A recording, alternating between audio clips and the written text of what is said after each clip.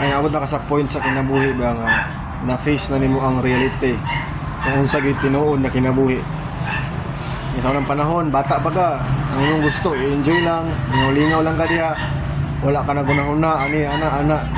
Pero karon at the age of 20 plus, diha nimo makita ang reality sa kinabuhi kung unsa ang kinabuhi. Inani ang kinabuhi guys, grabe ka lisod. Wala gid masipiat ang ilahang mga ipangsulti sa mga panahon na tarungan ninyo budget ang kwarta kay di lali mangita kwarta. So karon ang patang repita sa point nga lisod kayo. Kanang abot sa point nga bukat gid siya. Bukat gid.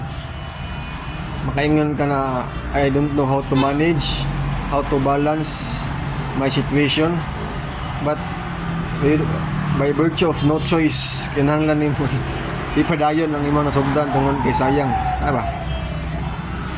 And also the pressure of the environment nga say dikta sa imuha na especially kana sa eskwela dahil sa ingon nga ano sa ka mo graduate, wala pa ka mo graduate. Ano sa man ka mo mag-eskwela, wala pa ka mag-eskwela. To tell you frankly, i-real talk na mo. Kamu na lang eskwela kung gano'n dali mo. Kay sa point karon dili dalim gid astilan kayo yo go ka takit-takilid sama sa gingon sa Facebook. Gingon nga sa unang panahon naganan pa niya ang problema,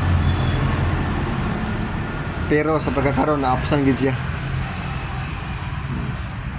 Siguro wala man guri exempted sa problema, but narana si mo how to handle your problem, how to manage your situation, how to handle your situation, the present situation nimo karon kung saan mo pag-handle.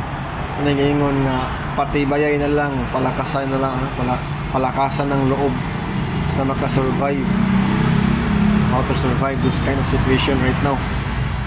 Abi, kayo ko ang pressure, stress, nagsagol, nagtipon-tipon tanan. Una sa amot lang. May mga panahon nga dugay ka katulog. Nagsigag na huna kung say